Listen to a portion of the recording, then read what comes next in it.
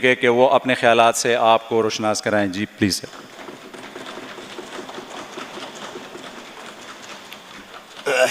Auzubillahi minash-shaytanir-rajim. Bismillahir-rahmanir-rahim. Honorable Governor Sahab, respected Chief Minister Sahab,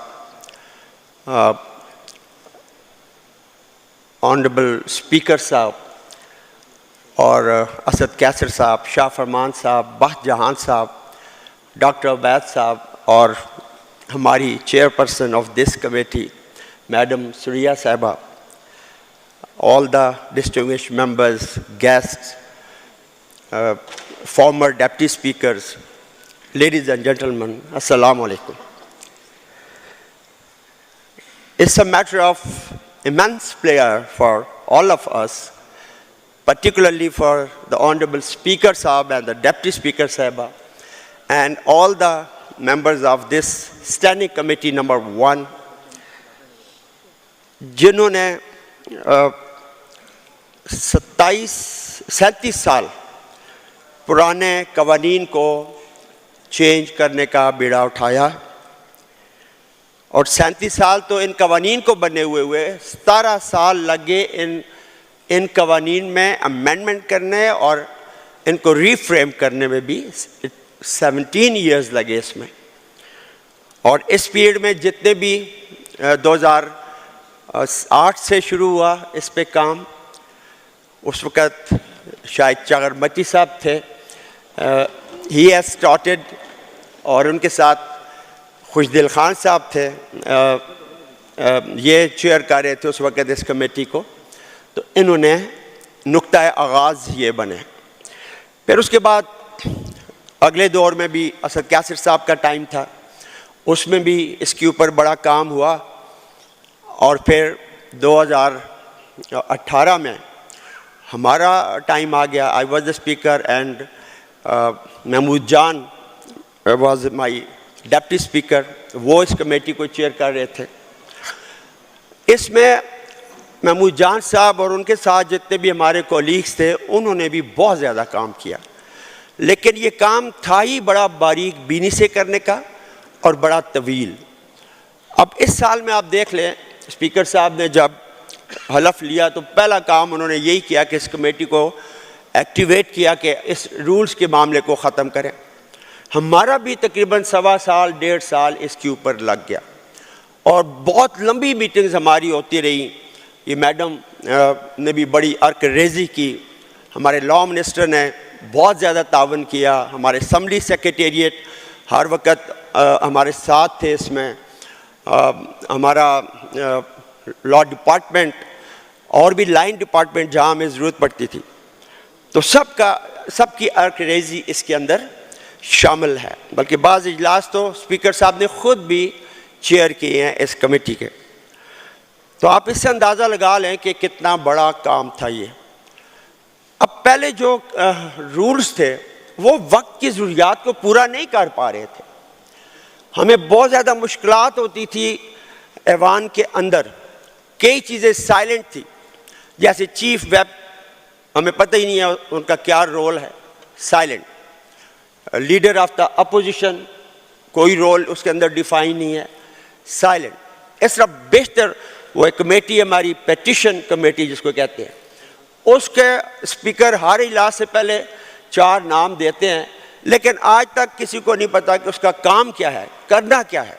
इसमें वो भी define कर दिया है कि अवाम का असम्बली के साथ एक उस कमेटी के थ्रू बराह रास्त रब्ता होगा, so people can participate in this assembly through this petition process.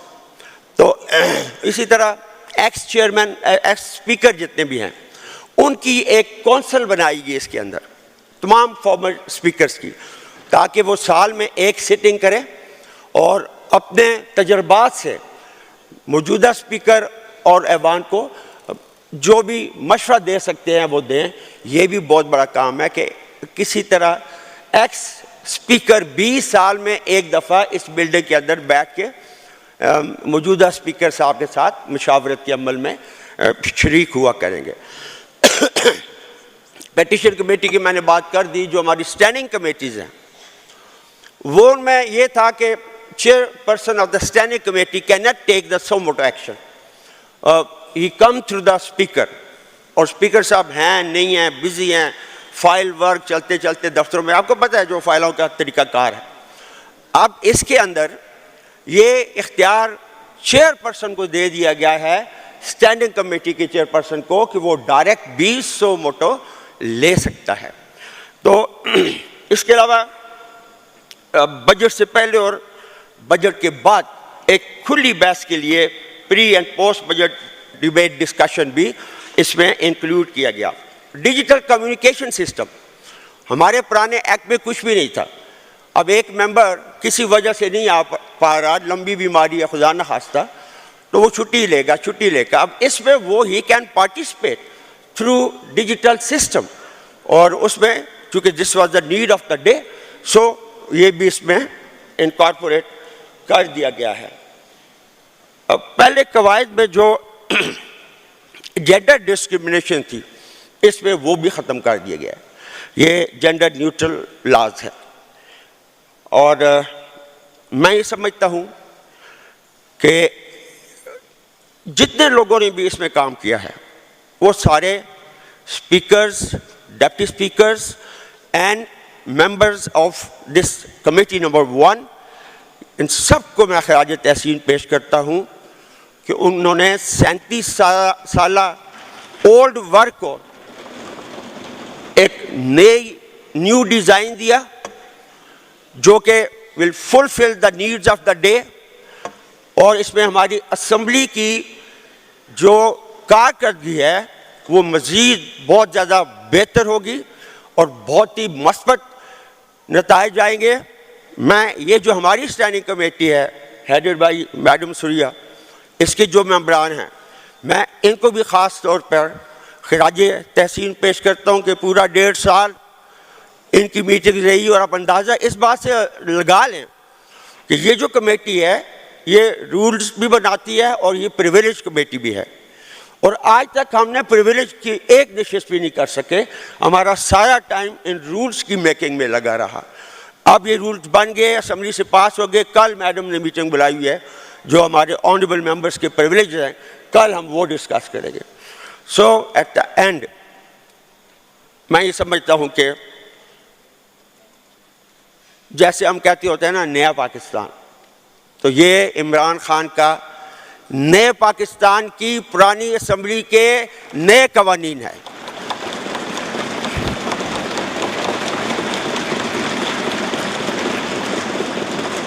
आप सबका बहुत शुक्रिया, गवर्नर साहब आपका शुक्रिया, हमारे leader of the house Ali अमीर गनपुर साहब आपका शुक्रिया, और सबसे बढ़ के हमारे स्पीकर साहब और डिप्टी स्पीकर साहिबा का शुक्रिया।